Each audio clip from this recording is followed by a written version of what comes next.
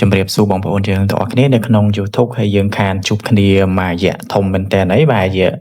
4-5 ខែហ្នឹងខ្ញុំខានតម្លាក់វីដេអូចូលក្នុង Channel មួយនេះយូរហើយអញ្ចឹងឥឡូវយើងវិលត្រឡប់មកជួបគ្នាវិញនៅក្នុងជាមួយនឹងវីដេអូថ្មីហើយបាត់ទៅណាខ្ញុំមិនឈប់ធ្វើអីទេគ្រាន់តែខ្ញុំនៅធ្វើដដែលគ្រាន់ថាចាក់តាំងមួយវីដេអូចែកម្លែកមួយរយៈធំនេះគឺខ្ញុំអត់បានចែកម្លែកទៀតនៅមួយដោយសារតែ support នៅក្នុងក្រុមមេរៀនផងហើយដល់ចឹងទៅគឺរវល់ឲ្យរវល់ធ្វើខ្លួនឯងផងមកនិយាយទៅរវល់ធ្វើខ្លួនឯងខ្លាំងផងចឹងទៅក៏អត់បានចែកលេខហើយវាក៏អត់មានចំណុចអីពិសេសដែលត្រូវចែកទៀតហើយចឹងឥឡូវយើងវិលត្រឡប់មកវីដេអូថ្មីហើយវីដេអូនេះគឺតិចតួចដែរទេវាជាចំណុចតិចតួចមួយគឺទៅលើអដែងការប្រើប្រាស់ដូចខ្ញុំបានដាក់នៅក្នុងអដែង thumbnail ឬមួយចំណងជើងចឹងណាការប្រើប្រាស់ទៅលើអដែងកម្មវិធីកាត់វីដេអូ CapCut ហ្នឹងដោយអដែងយើងមិនចាំបាច់បង់លុយប៉ុន្តែយើងអាចប្រើបានទៅលើ Pro អីចឹងទៅដូចខ្ញុំបានដាក់ចំណងជើងយើងទៅធម្មតាបើសិនយើងចង់ប្រើ Pro យើងប្រើអដែងធម្មតាហើយយើងចង់ប្រើ Pro នៅពេលដែលយើង export ឬមួយក៏យើង save វីដេអូដែលយើងបានកាត់កែរួចទៅគឺវាអត់ឲ្យបានទេគឺវាទាមទារយើងបង់លុយអញ្ចឹងនៅក្នុងហ្នឹងគឺយើងមានវិធីនៅក្នុងការធ្វើដើម្បីឲ្យយើងប្រើប្រាស់អដែង CapCut Pro បានដោយពេញលេញដោយមិនចាំបាច់អដែងបង់លុយគេហៅថាប្រើ free ណាអញ្ចឹងតើតើមួយចំណុចហ្នឹងក៏នៅក្នុង YouTube ក៏មានគេចែកម្លែកច្រើនដែរគាត់ថាខ្ញុំចែកមកតង់ទៀតទេក៏លោកមានបងប្អូនយើងណាដែលគាត់មិនបានទៅមើលលើ channel របស់គេគាត់អាចមកមើល channel របស់ខ្ញុំបានទៅលើចំណុចហ្នឹងអីចឹងទៅហើយវាក៏មានវិធីថ្មីដែរវិធីនេះគឺមានយូរហើយណាចង់ដឹងថាវិធីនេះគេធ្វើយ៉ាងម៉េចគឺខ្ញុំនឹងអដែងបង្ហាញធ្វើការបង្ហាញក្នុងពេលឥឡូវហ្នឹងអញ្ចឹងខ្ញុំឧទាហរណ៍ថានៅពេលដែលបងប្អូនចង់កាត់វីដេអូអីមួយមិនថាកាត់តម្រងផ្ដេកឬតម្រងប្រឈើមិនថាកាត់ប៉ុន្មាននាទីឬប៉ុន្មានម៉ោងទេ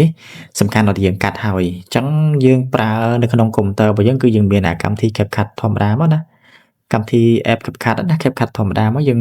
ដឹងហើយបងប្អូនស្គាល់ហើយអញ្ចឹងយើងមានកម្មវិធីវាធម្មតាមកប៉ុន្តែយើងអត់ទាន់មានអដែង Pro ទេបើតែថាយើងនៅធម្មតាណានៅធម្មតាទេដូច profile របស់ខ្ញុំខាងលើនេះគឺពេលខ្ញុំចុចមកឃើញអត់ទេវាឲ្យខ្ញុំបង់លុយឃើញអត់និយាយចុចកន្លែង Pro នេះវាឲ្យបង់លុយឃើញមួយខែវាមានប៉ុន្មាននេះបើយើងចង់បាន Pro មួយខែគឺយើងថា$10ចុះហើយមួយឆ្នាំវាចូល$60កន្លែងហ្នឹងអូខេ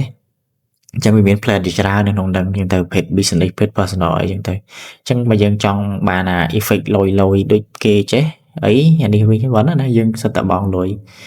ចឹងតាក់ទងជាមួយនឹងការធ្វើរបស់យើងបើយើងអត់ចង់ចំណាយលុយទេយើងអាចមានវិធីក្នុងការប្រើ Pro បានហើយបើសិនជា CapCut យើងធម្មតាសូម្បីតែយើងចង់ថែម effect អីក៏វាទាមទារដែរឥឡូវខ្ញុំឧទាហរណ៍ថាចេះវីដេអូខាងក្រោមនេះគឺបងប្អូនកាត់រួចទៅហើយនេះវីដេអូ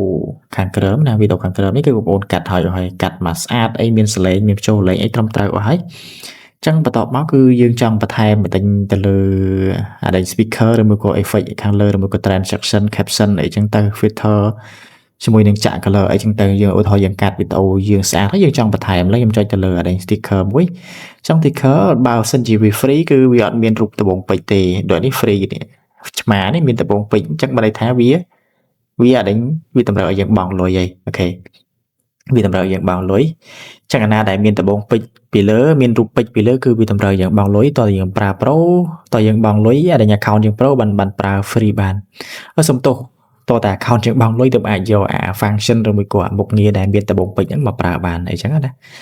តែបើវាអត់មានត្បូងពេជ្រទេយើងអាចដាក់បានពីរូបឆ្មានេះរូបស្វាយនេះយើងអាចប្រើបានអញ្ចឹងខ្ញុំបញ្ចូលប៉ុណ្ណឹងសម្រាប់បងថ្មីហើយចំណុចមួយទៀតតើតើជាមួយនឹងការកាត់អដែងវីដេអូបើវីដេអូបរិញ្ញាដូចខ្ញុំចេះគឺយើងត្រូវការនិយាយជាសំឡេងហើយបើបងប្អូនធ្វើ podcast ធ្វើអីដែលយើងនិយាយអីចឹងយើងត្រូវការធ្វើយ៉ាងណាសំឡេងឲ្យវាអាចទទួលយកបានណាវាមិនបើន័យថាវាមិនខ្សោយពេកហើយវាមិនឆុលវាមិនរ៉ែអីចឹងទៅធ្វើម៉េចសំឡេងឲ្យយើងឲ្យគេស្ដាប់មកមានអារម្មណ៍ថាសំឡេងដែលយើងនិយាយទៅវាស៊ីជាមួយនឹងសាច់វីដេអូហើយសំឡេងងុំអញ្ចឹងទៅណាសម្រាប់អ្នកធ្វើ content ដូចជាថត blog ថតអីហ្នឹងក៏ស្ទើរតែត្រូវដែរបញ្ចូលសំឡេងរឿងសម្រាប់រឿងអីហ្នឹង reaction ដែលមានសំឡេងយើងនិយាយអីគឺវាជាចំណុចមួយដែលយើងត្រូវកែសម្រួលសំឡេងដែរអញ្ចឹងខ្ញុំមានវិធីក្នុងការកែនៅក្នុងហ្នឹងវារបៀបទូទៅវាមិនមែនក្បាច់អីទេអញ្ចឹងយើងចុចទៅលើសំឡេងនេះខាងក្រោមគឺជាសំឡេងនេះគឺជាវីដេអូដែលខ្ញុំ record អញ្ចឹងសំឡេងខ្ញុំចុចទៅលើសំឡេងដើមមួយហ្នឹងមើលម៉ៅរបស់ខ្ញុំខាងឆ្វេងដៃនេះខាងក្រោមអញ្ចឹងខ្ញុំចុចទៅលើវាមួយតមកវាលោតផ្ទាំងខាងស្ដាំនេះមកអញ្ចឹងខាងលើនេះគឺជានេះកន្លែង basic នេះគឺជាសំឡេងរបស់យើងហើយអញ្ចឹងយើងយកកន្លែងហ្នឹងមកតមកយើងកន្លែងនេះវាគ្រីឲ្យស្រាប់ហើយអញ្ចឹងកន្លែងនេះគឺ volume សំឡេងហ្នឹងគឺ យើងមើលធម្មតាវានៅតែត្រឹមនេះទេណាយើងបើកដំបូងវានៅត្រឹមនេះទេចឹងកន្លែងនេះគឺត្រូវទាញវាឲ្យពេញមកគឺវានឹងអដេញសំឡេងរបស់យើងគឺវានឹងលឺខ្លាំងអញ្ចឹងទៅវានឹងបង្កើនអដេញកម្រិតសំឡេងរបស់យើងទាញកន្លែងហ្នឹងមួយបន្ទាប់មកនេះយើងបាច់លេងទេអានេះគឺយើងបាច់លេងដែរតបមកយើងមើលកន្លែងនេះអញ្ចឹងកន្លែងនេះគឺគេដាក់ថាបង្កើនកម្រិតសំឡេងរបស់យើងឲ្យលឺកាន់តែខ្លាំងអញ្ចឹងជាធម្មតាវានៅត្រឹមកន្លែងនេះទេហើយនៅកន្លែងនេះគឺវាអត់តន់គ្រីសទេអញ្ចឹងពេលបងប្អូនចង់បង្កើនកម្រិតសំឡេងយើងត្រូវថេចកន្លែងហ្នឹងមួយដែរបន្ទាប់មកយើងត្រូវទាញវាឲ្យពេញ100ហើយចាំមកវានឹងលោតរត់លេខកន្លែងនេះអញ្ចឹងបន្ទាប់មកតតែលេខកន្លែងហ្នឹងរត់100%បានន័យថាវានឹងបង្កើនគុណភាពសំឡេងរបស់យើងឲ្យលឺខ្លាំងជាងសំឡេង original របស់យើងហើយតមកកន្លែងនេះយើងបាច់លេងទេតមកកន្លែងនេះគឺជាកន្លែងកាត់បន្ថយសំឡេងរំខានអញ្ចឹងកន្លែងនេះបានន័យថានៅពេលដែលបងប្អូនយើងយកម៉ៃឬមួយក៏យកអាដេញទូរស័ព្ទយើងទៅថតសំឡេងអីចឹងទៅហើយយើងមានសំឡេងខ្យល់មានសំឡេងឆុលមានសំឡេងអ្នកចិត្តខាងមានសំឡេងអីដែលគេនិយាយមកគឺវាស្រូបចូលទៅអ្វីដែលយើងកំពុងនិយាយខ្ញុំឧទាហរណ៍ដូចជា podcast ដូចជាសប្បាយរឿងស្រាប់តែយើងនិយាយសុកមានគេមកនិយាយពីក្រោយយើងហ្នឹងវាចូលប៉ុន្តែយើងចុចកន្លែងហ្នឹងទៅគឺវានឹងកាត់បន្ថយឲ្យយើងកន្លែងហ្នឹងបើសំឡេងគេនិយាយខ្លាំងណាលេងគេនិយាយបន្តពីក្រោយយើងខ្លាំងវាមិនកាត់បាន100%ទេគ្រាន់តែវាជួយបានច្រើនប៉ុន្តែបើសម្រាប់សំឡេងឆុលសំឡេងខ្យល់អីអាហ្នឹងគឺវាកាត់សឹងថា100%ហើយកន្លែងហ្នឹងណាយើងអាច99ជួយយើងបានច្រើនទេទៅលើចំណុចហ្នឹងបន្ទាប់មកនេះគឺយើងបាច់លេងដែរតមកកន្លែងនេះគឺជាកន្លែងដែល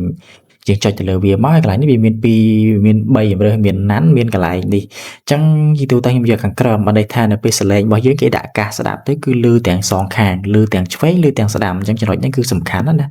បើបងប្អូនយកកន្លែងនេះវាអាចនឹងលឺឆ្វេងលឺខាងឆ្វេងអត់ខាងស្ដាំអញ្ចឹងទៅវាបែងចែកភ្លេងបើយើងយកខាងនេះគឺសលេងដែលយើងនិយាយដូចសលេងដែលបងប្អូនកំពុងតែស្ដាប់នេះបើដាក់កាសស្ដាប់ទៅគឺលឺសងខាងពេញទៅជាតែម្ដងអញ្ចឹងល្អកន្លែងហ្នឹងអញ្ចឹងណាហើយកន្លែងនេះជាទូទៅនេះវា free ទេត្រូវចាំថាកន្លែងណាដែលវាអត់មានដាក់ដំបងពេជ្រគឺវា free ប៉ុន្តែកន្លែងនេះចំណុចសំខាន់ដែលកន្លែងកាត់បន្ថយសំឡេងរំខានដែលឃើញថាកតុយវាដាក់ដំបងពេជ្រអត់អញ្ចឹងកាលណាដែលដាក់ដំបងពេជ្រអញ្ចឹងបានន័យថាតតែយើងបង់លុយទៅអាចប្រើអា function ឬមួយក៏មុខងារនឹងបានអាមួយនេះក៏ដូចគ្នាមួយនេះក៏ដូចគ្នាអញ្ចឹងនៅក្នុងហ្នឹងគឺខ្ញុំយកអា function 2នឹងមកប្រើហើយខ្ញុំអត់មានជា account បង់លុយទេដូចខ្ញុំនិយាយអញ្ចឹងយើងយក function ណាដែលមានដំបងពេជ្រមកប្រើបានន័យថាតយើងបង់លុយឥឡូវយើងកុំទៅវែងឆ្ងាយខ្ញុំក៏ចង់បញ្យល់ទៅលើចំណុចសំខាន់នឹងបន្តិចទេឥឡូវយើងចូលទៅដល់ការ export video របស់យើងចេញតែម្ដងអញ្ចឹងខ្ញុំតេស្តសាកល្បងឲ្យមើលបើយើងកាត់ហើយយើងយក function ដែលគេតម្រូវឲ្យបង់លុយមកប្រើយើងចុចអាកន្លែង export នេះគឺអត់បានទេពេលចុចទៅគឺវាឃើញអត់ទេវាលោតកន្លែងឲ្យយើងបង់លុយឲ្យដោយសារអីយើងហៅអា function របស់គេនេះយកមកប្រើអូខេដោយសារយើងយកអានេះគេមកប្រើហើយយើងយកជាមួយនឹងស្អីមកប្រើទៀតនេះមាន4 5អីច្រើននេះសម្បីតែ seeker នេះគឺយើងយកប្រើសិទ្ធិរបស់បងលុយអញ្ចឹងវាអត់ទៅទេអញ្ចឹងអត់ទៅទេយើង back មកក្រោយវិញមួយអញ្ចឹងយើងធ្វើយ៉ាងម៉េចអញ្ចឹងបងប្អូនខាងក្រោមអូមកដល់ខ្ទុយមកបងប្អូន control A មកបានន័យថា select ទាំងអស់ឃើញអត់វាខាងក្រោមយើង control A មកវា select គ្រប់ហ្មងតមកយើងដាក់ទៅលើកែងណាមួយក៏បានដែរឲ្យទៅដាក់ក្នុងចំណោមហ្នឹងតបមកយើងម៉ៅឆ្វេងទៅលើវាតបមកយើងយកកន្លែងនេះមកនេះមើលតាំងខ្ញុំយកកន្លែងនេះមកតបមកវានឹងឲ្យវារត់ឃើញវារត់អត់នេះហាក្រោមឲ្យវារត់ពេញសិនមកអញ្ចឹងវានឹងបញ្ចូលគ្នាហ្មងមកន័យថាយើងកំពុងតែកាត់តិចតួចសលេងហ្នឹងគឺវាកដោបចូលគ្នានៅក្នុងហ្នឹងតែម្ដងឲ្យវារត់ទៅពេញបន្ទាប់ពីរត់ពេញហើយយើងត្រូវការមកចុចយើងប៉ះវាយើងប៉ះមកឆ្វេងទៅលើវាមួយឲ្យវាចេញបែបនេះមក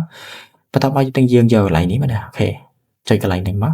តមកយើងចាំឲ្យវារត់ទៀតខាងក្រោមក៏វារត់តែកន្លែងនេះគឺវាមានភាគរយវាអញ្ចឹងនៅត្រង់ចំណុចហ្នឹងបងប្អូនយើងធ្វើការរងចាំឲ្យវាដើរឲ្យបាន 100% អត់មើលអាក្រោមទេណាអត់មើលក្រោមទេគឺមើលលើនេះ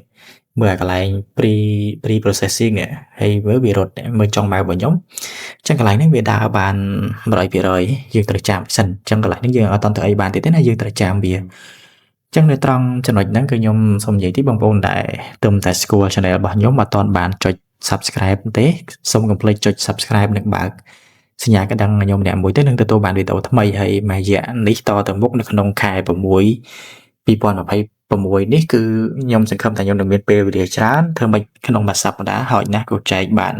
3វីដេអូដែរខ្ញុំនឹងព្យាយាមធ្វើទៅតាមហ្នឹងណានៅអ្វីដែលខ្ញុំអាចឆ្លៀតបានគឺខ្ញុំនឹងឆ្លៀតចំណុចណាដែលខ្ញុំអាចចែកម្លែកបានទៅជាចំណុចដែលបងប្អូនចង់ដឹងអីខ្ញុំអាចនឹងចែកម្លែកបានខ្លះទៅលើចំណុចហ្នឹងណា Chẳng bạnអ្នកtâmតែមកថ្មីទើបតែស្គាល់ channel របស់ខ្ញុំទេកុំភ្លេចជួយចុច subscribe និងបាយសញ្ញាកណ្ដឹងខ្ញុំម្នាក់មួយទៅនឹងទទួលបានវីដេអូថ្មីនៅពេលដែលខ្ញុំផុសហើយតើតាំងមួយមេរៀនចាស់ៗមួយចំនួនដែលខ្ញុំបានធ្វើតាំង2022 2023មកមេរៀនមួយចំនួនក៏យើងអាចនៅយកមកប្រើប្រាស់បានដែរចឹងបើក្នុងករណីបងប្អូន scroll ទៅតែឃើញមេរៀនណាដែលត្រូវចិត្តមួយក៏ត្រូវនឹងអ្វីដែលបងប្អូនកំពុងតែជួបប្រទះយើងអាចយកមកមើលឬមួយក៏មកស្រាវជ្រាវអនុវត្តបានទៅលើមេរៀនចាស់ៗហ្នឹងណាអូខេចឹងឥឡូវយើងចាំវាឲ្យដើរពេញសិនទៅឥឡូវយើងបាន50ជាងអីចឹងខ្ញុំអត់ចង់ស្គប់កាត់ចំណុចយ៉ាងចោលទេចឹងឥឡូវខ្ញុំនឹងនិយាយតទៅលើចំណុចហ្នឹងណាអូខេហើយឥឡូវយើងរងចាំវាសិនចឹងនៅក្នុងអ្វីដែលខ្ញុំកំពុងកាត់នេះគឺជាមេរៀនតទៅជាមួយ DistroKid នេះគឺជាការរកជាមួយនឹង DistroKid ដែលខ្ញុំកំពុងតែកាត់ហ្នឹងហើយក៏នឹកឃើញថាវាជាចំណុចមួយដែលខ្ញុំអត់បានធ្វើគឺជាចំណុចដែលអាចប្រើ CapCut Pro ដោយមិនចាំបាច់បង់លុយអីហ្នឹងទៅចឹងយើងដឹងស្រាប់អីមិញបើយើង save តាមអា export color នេះគឺយើង save អត់បានទេចឹងជំរឿសយើងធ្វើតាមខ្ញុំណាធ្វើតាមខ្ញុំហើយនេះខ្ញុំបង្ហាញសម្រាប់ Windows ទេបើសិនជា MacBook ឬមួយក៏ Mac អាហ្នឹងខ្ញុំអត់ដឹងទេណាហើយខ្ញុំបង្ហាញនេះគឺសម្រាប់ Windows អូខេមិនថា laptop ឬ PC អីទេឲ្យទៅពេល Windows ហើយនៅលើទូរស័ព្ទក៏យើងអាចធ្វើបានដែរលើទូរស័ព្ទក៏អត់បានទេចឹងបានតែនៅក្នុងកុំព្យូទ័រទេចឹងឥឡូវវាកំពុងតែដើរបានកៅជាង91ហើយចឹងសូមរងចាំខ្ញុំជឿកាត់កន្លែងនឹងចោលជ្រើសចុច record ម្ដងទៀតចឹងនិយាយទៅឥឡូវយើងយត់ពេញហើយចឹងយើងចាំតិចសូមមើលលេខណាមើលលេខខាងលើនេះលើ97ហើយឥឡូវវាចាប់ផ្ដើមពេញហើយឥឡូវយើងមើលថាលេខនេះវាឈប់ root វា complete ហើយចឹងយើងធ្វើមិនទៀតចឹងបន្ទាប់ពីវា complete ហើយបងប្អូនយើងធ្វើការប្រើទៅលើ keyboard ចឹង keyboard របស់យើងគឺយើងប្រើ control R ណាយើងវាយទៅលើ keyboard របស់យើងគឺយើងចុច control R មកណាចុច control ហើយចុច R តបមកយើងត្រូវយកកន្លែងនេះយើងវាយភាគរយមកតបមកគឺ app data ហើយបិទភាគរយវិញមើលតាមខ្ញុំណាចុចលេខហ្នឹងណាភាគរយ app data ហើយបិទ data បិទតែភាគរយវិញចុចលេខហ្នឹងមកតបមកយើងចុចអូខេបន្ទាប់ពីយើងចុចអូខេហើយយើងនឹងចុចទៅលើកន្លែងនេះដដែល app data ដដែលកន្លែងហ្នឹងណាខ្ញុំសូមអូសវាមកខាងតិចតទៅពីនោះយើងចុចទៅលើកន្លែង app data ដដែលវានឹងចេញមក3ចឹងយើងយកកន្លែង local មើលតាមខ្ញុំមួយទៅចុចទៅលើ local បន្ទាប់ពីចុចលើ local ហើយយើងទៅយកកន្លែង CapCut បន្ទាប់ពីចុចទៅលើអាដេញ CapCut ហើយយើងចុចទៅលើកន្លែងអាដេញ user data អូខេបន្ទាប់ពីចុចទៅលើកន្លែង user data ហើយយើងទៅរកមើលកន្លែងនេះកន្លែង project ណានេះពាក្យថា project នេះចុចទៅលើ project បន្ទាប់ពីចុចទៅលើ project ហើយគឺយើងចូលមកកាន់កន្លែងនេះមកអូខេចូលមកកាន់មើលតាមខ្ញុំណាមើលតាមខ្ញុំមួយហើយតបមកដល់កន្លែងហ្នឹងហើយយើងត្រូវទៅរកមើលយើងមើលនេះឃើញខាងលើអត់ខាងលើគឺយើងមើលលេខកូដរបស់យើងអីចាខ្ញុំទាញបាត់ហើយយើងមើលអាកូដខាងលើកូដបានន័យថាកូដ project របស់យើងគឺ0603អញ្ចឹងយើងមកនេះវិញមកយើងមើល0603យើងមើលបាទអញ្ចឹងយើងអាច search មើលឲ្យអ្នកក៏បានឬមួយក៏យើងមើលខ្លួនឯងទៅមួយណា0603អញ្ចឹងខ្ញុំសុំមើលសិនវាលឿនពេកអូខេចឹងលេខរបស់យើងគឺវាមាន0603ប៉ុន្តែវា project វាខុសគ្នាវាមិនមែនបង្ហាញដូចរបស់ខ្ញុំទេនេះខាងក្រោមនេះបងប្អូននេះបង្ហាញផ្សេងអញ្ចឹងយើងរកអានឹងឲ្យឃើញមកបន្ទាប់ពីយើងចូលដល់នឹងហើយយើងត្រូវយកកន្លែងនេះអូខេចំណាំមើលតាមខ្ញុំមួយមកបន្ទាប់ពីយកដល់ចូលដល់កន្លែងនេះហើយយើងយកនេះមកអូខេអញ្ចឹងយើងនឹងឃើញហើយគឺនៅក្នុងហ្នឹងគឺយើងមាន2អញ្ចឹងអាមួយនេះគឺវាចោលទេអានឹងគឺជាចោលយើងយកអាមួយនេះនេះជាវីដេអូអញ្ចឹងយើងធ្វើមិនអញ្ចឹងយើងខ្ញុំទាញពីម្លេះសិនទាញពីមកក្រោមខ្ញុំប្រូមវាសិនធំពេកអូខេបន្ទាប់មកយើងទាញអាវីដេអូនេះទាញវាមកដាក់ខាងក្រោមមកណាដាក់ខាងក្រោមក៏បានដាក់ខាងលើក៏បានអត់បញ្ហាអូខេអញ្ចឹងវាមកលើគេហើយនេះវាមកលើគេអញ្ចឹងវាដូចតែគ្នាវាតែមួយទេអញ្ចឹងយើងបានអាក្រោមផងអាលើផងអញ្ចឹងយើងធ្វើមិនទៀតអញ្ចឹងយើងមើលនេះអាខាងក្រោមនេះយើងមើលចំណាំពាក្យនេះគឺជាអា file ដើមរបស់យើងវីដេអូសាច់វីដេអូដែលយើងបានដើមហើយបន្ទាប់មកយើងចំណាំអានេះអាលេខនេះលេខមួយខ្សែនេះបើន័យថាអារបស់ដែលយើងទាញចូលមិញហ្នឹងហើយវានៅលើគេអញ្ចឹងយើងធ្វើមិនអញ្ចឹង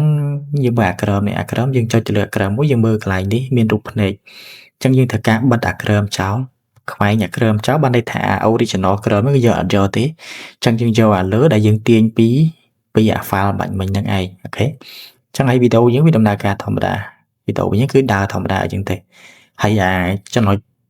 ណាដែលយើងប្រើអត់បានបាញ់មិញគឺយើងប្រើបានធម្មតាអត់បញ្ហាទេ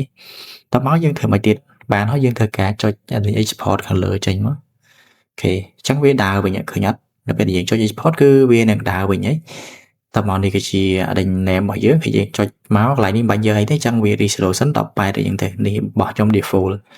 ចុច export មកយើងរកចាំវាទៅអូខេចឹងនឹងវាគឺជាដំណើរការនៃការដេញធ្វើដែលមានន័យថាយើងប្រើប្រាស់ទៅលើ CapCut ដោយប្រើ Pro បានដោយមិនចាំបាច់បង់លុយទេណាចឹងវាជាចំណុចហ្នឹងហើយដូចជា speaker ដែលខ្ញុំនិយាយថាមានដំបូងពេជ្រហ្នឹងយើងទាញវាមកដាក់មកដល់ពេលយើងធ្វើចឹងមកយើង save បានដូចគ្នាកន្លែងកាត់បន្ថយសម្លេងរំខានអីគឺយើងធ្វើអញ្ចឹងដែរអញ្ចឹងណាអូខេចឹងយើងឲ្យវាដើរពេញមកតទៅពេលដើរពេញហើយគឺអូខេហើយចឹងនៅក្នុងវីដេអូហ្នឹងគឺខ្ញុំមានតែប៉ុណ្្នឹងទេឥឡូវខ្ញុំចាំវាដើរពេញចឹងដើម្បីឲ្យបងប្អូនប្រកាសចិត្តខ្លាញ់គីឡូវីដេអូដើរបានពាក់កណ្ដាលដាច់អីចេះថាខ្ញុំកក់នេះអញ្ចឹងទៅណាតែវិធីនេះពិតជាធ្វើបានមែនហើយក៏មិនមែនទៅតែមានតែគេធ្វើយូរហើយគាត់ថាខ្ញុំមិនអាចចែកលេខទៅលើចំណុចហ្នឹងឥឡូវវាពងដើរហើយចឹងតតែពេញចាំខ្ញុំនឹងបញ្ចប់វីដេអូហើយខ្ញុំជម្រាបលាដែរអូខេឥឡូវយើងបាន6ជាងហើយអូខេចឹងបងប្អូនយើងដែលតាមស្គាល់ channel របស់ខ្ញុំកុំភ្លេចជួយចុច subscribe និងបើកកណ្ដឹងផងណាបើអត់ទាន់បានចុចហើយបើបានចុចហើយក៏សូមអរគុណច្រើនហើយបើមានចម្ងល់អ្វីផ្សេងៗកុំភ្លេចតាក់ទងមក Telegram personal account របស់ខ្ញុំ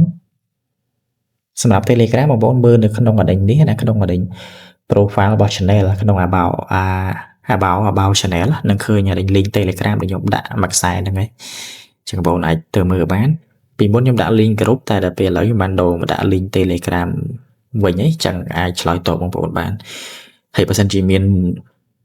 ចង់ធ្វើ EN ឬមួយក៏ទិញ ASN ឬមួយក៏សេវាកម្មអដិញ Payoneer អដិញ PayPal អីគឺកុំភ្លេចតាក់ទងខ្ញុំមានទទួលជំរាបសួរទៅកាន់បងប្អូនអូខេខ្ញុំជាប់សលេងរបស់ខ្ញុំចឹងឥឡូវនេះគឺខ្ញុំបានអដិញកាត់ហើយមិនជាប់សលេងខ្ញុំតិចចឹងយើងបានអដិញកាត់ហើយទៅលើចំណុចហ្នឹងណាចឹងប៉ុណ្ណឹងគឺយើង save បានហើយអូខេយើង cancel មកវីដេអូវិញគឺរួចរាល់ហើយចឹងគឺខ្ញុំមានតែប៉ុណ្្នឹងទេនៅក្នុងវីដេអូហ្នឹងហើយបើមានចម្ងល់អ្វីបន្ថែមកុំភ្លេច comment សួរខាងក្រោមហើយចឹងខ្ញុំជម្រាបលាត្រឹមប៉ុណ្ណេះហើយយើងចាំជួបគ្នាតជាមួយនឹងវីដេអូក្រោយទៀតហើយបើខ្ញុំរកពាក្យពេចន៍ខ្ញុំនិយាយទៅមានចំណុចខ្វះខាតឬមួយក៏លើសលួសខុសឆ្គងកន្លែងណាអីក៏សូមអធិស្ឋានផងចឹងជម្រាបលាជួបគ្នាជាមួយនឹងវីដេអូក្រោយអរគុណច្រើន